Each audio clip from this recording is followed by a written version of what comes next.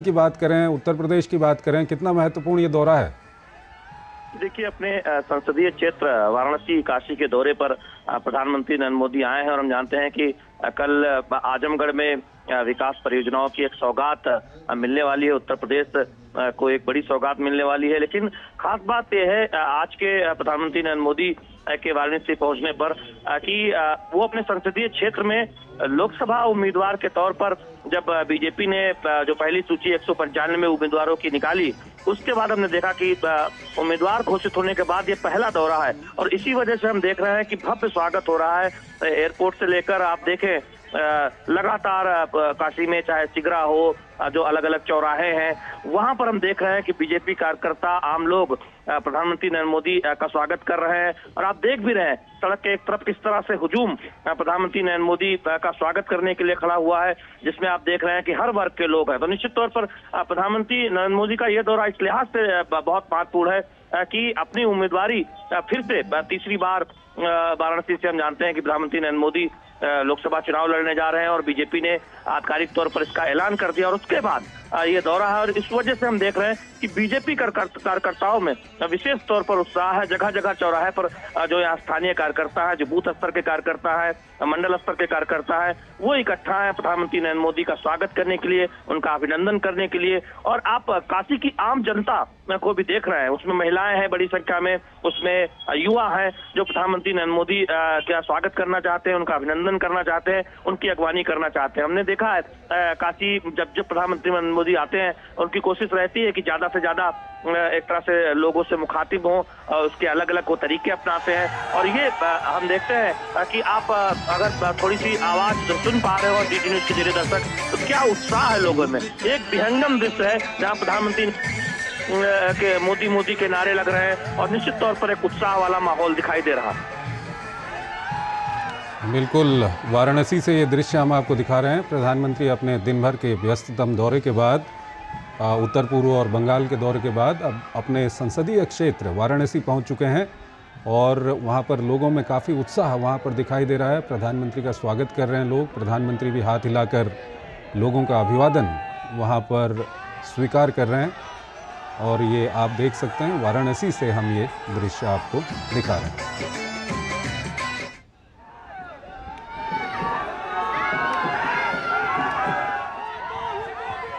चंद्रशेखर, अगर मेरी आवाज आप तक आ रही हो बिल्कुल शैलेम। तो एक बहुत महत्वपूर्ण बात ये बताना चाहता हूँ कि देखिए कि मैं जब एयरपोर्ट से आ रहा था, आपने देखा कि जगह जगह पर कार्यक्रम एक तरह से बनाए गए हैं जहां पर बीजेपी कार्यकर्ता खड़े हुए नजर आ रहे थे। और हमने जब बात की यहां बीजेपी के स्थानीय कार्यकर्ताओं से, तो उन्होंने कहा कि 40 से ज्यादा ऐसी जगह है जिस रास्ते से प्रधानमंत्री नरेंद्र मोदी का काफिला गुजर रहा है, वहां बीजेपी कार्यकर्ताओं ने स्वागत के लिए एक मंच बनाया हुआ है, तोरण द्वार बनाया हुआ है। उस तरह से ऐसा लग रहा है कि आज काशी प्रधानमंत्री नरेंद्र मोदी का विशेष तौर पर स्वागत करना चाहती है, क्योंकि उनकी उम्मीदवारी का ऐलान अब से कुछ दिन पहले जब 29 फरवरी को हम जानते हैं कि बीजेपी की केंद्रीय चुनाव समिति की बैठक हुई थी और उसके बाद जब 195 उम्मीदवारों की सूची का ऐलान हुआ, प्रधानमंत्री नरेंद्र मोदी का फिर से तीसरी बार लोकसभा चुनाव लड़ने का बीजेपी उम्मीदवार के तौर पर ऐलान किया गया। और उसके बाद ये पहला दौरा है, यानी बीजेपी के द्वारा उम्मीदवारी घोषित करने के बाद प्रधानमंत्री नरेंद्र मोदी का यह पहला दौरा है। तो ऐसे में ये विशेष उत्साह दिखाई दे रहा है यहाँ पर बीजेपी के कार्यकर्ताओं में। और यही वजह है कि हम देख रहे हैं कि इस तरह से एक अभिनंदन कार्यक्रम जगह जगह पर बीजेपी कार्यकर्ताओं की तरफ से रखा गया है। और हम जानते हैं कि बीजेपी ने, प्रधानमंत्री नरेंद्र मोदी ने एक नारा दिया है, अब की बार 400 पार, यानी एनडीए 370, एनडीए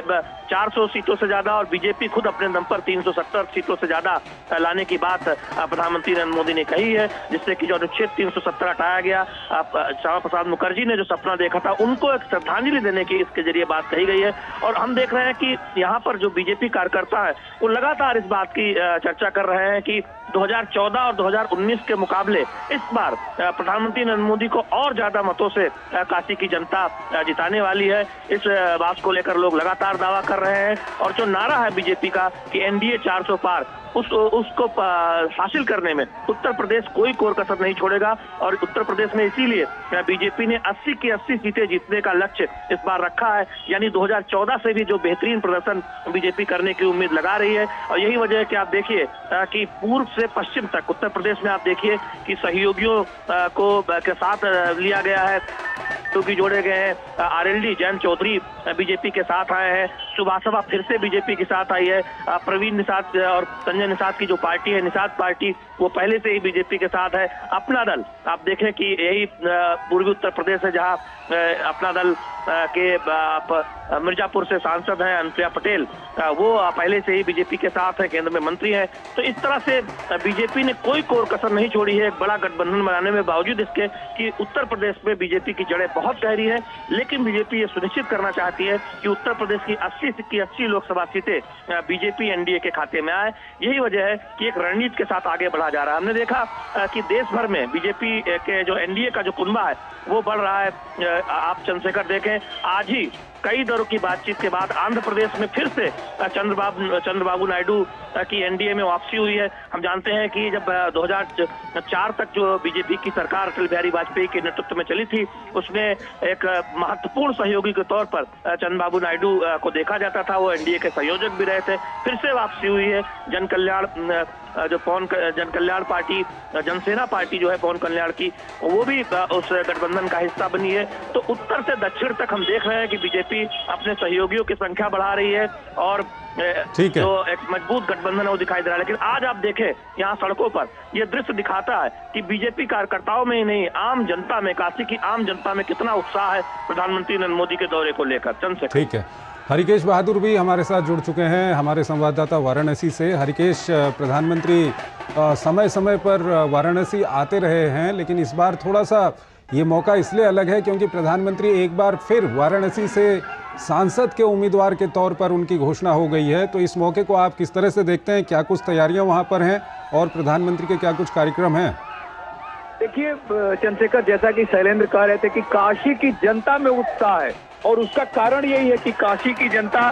सांसद नहीं चुन रही है, प्रधानमंत्री चुन रही है। तो अभी जब बाबतपुर हवाई अड्डे से प्रधानमंत्री का जो काफिला निकला है, तो पूरे जनता ने खुद जगह जगह शहर में जो जहां भी चौराहे हैं, तिराहे हैं, जिस मार्ग से वो गुजरेंगे, काशी विश्वनाथ मंदिर जहाँ आना है उनको, यहाँ पर दर्शन करने के लिए, तो जो खास तौर से एक बड़ा उत्साह जो चंद्रशेखर है वो महिलाओं में है, क्योंकि वो नारी शक्ति वंदन, नारी शक्ति सशक्तिकरण, इस तरह की जो योजनाओं को प्रधानमंत्री लेकर आए और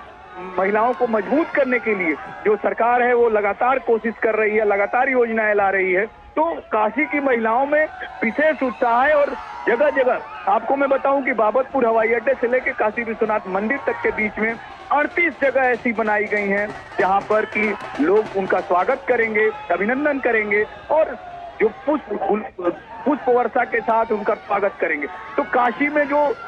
बाबा महादेव, बाबा विश्वनाथ की नगरी है और यहाँ का जो पारंपरिक उद्घोष है, जब किसी का स्वागत करते हैं तो हर हर महादेव का, तो वो लगातार उस उद्घोष से स्वागत कर रहे हैं यहाँ के जो नागरिक हैं, जो कार्यकर्ता हैं पार्टी के। और खास तो जो उत्साह है चंद्रशेखर वो यही है कि प्रधानमंत्री को तीसरी बार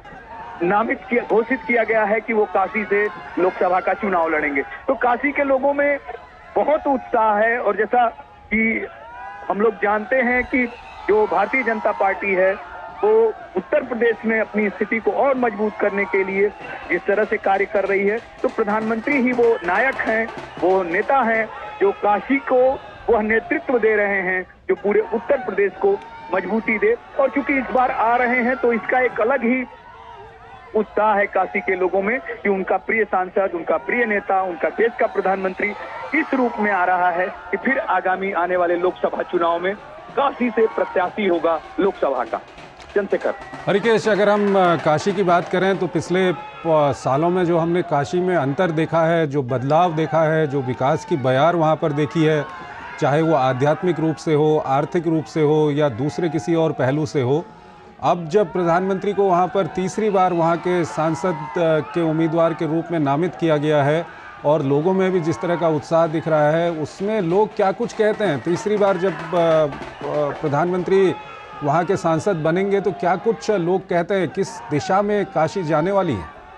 देखिए, आपने खुद ही कहा कि जो विकास है, प्रधानमंत्री जब यहाँ से सांसद बने और जिस बाबतपुर हवाई अड्डे से, जिस लाल बहादुर शास्त्री हवाई अड्डे से उनका काफिला चला है, जो सड़क मार्ग से आ रहे हैं, वो सड़क ही इतनी बेहतरीन बन गई है, जो काशीवासी जानते हैं, जो बाहर से पर्यटक आते हैं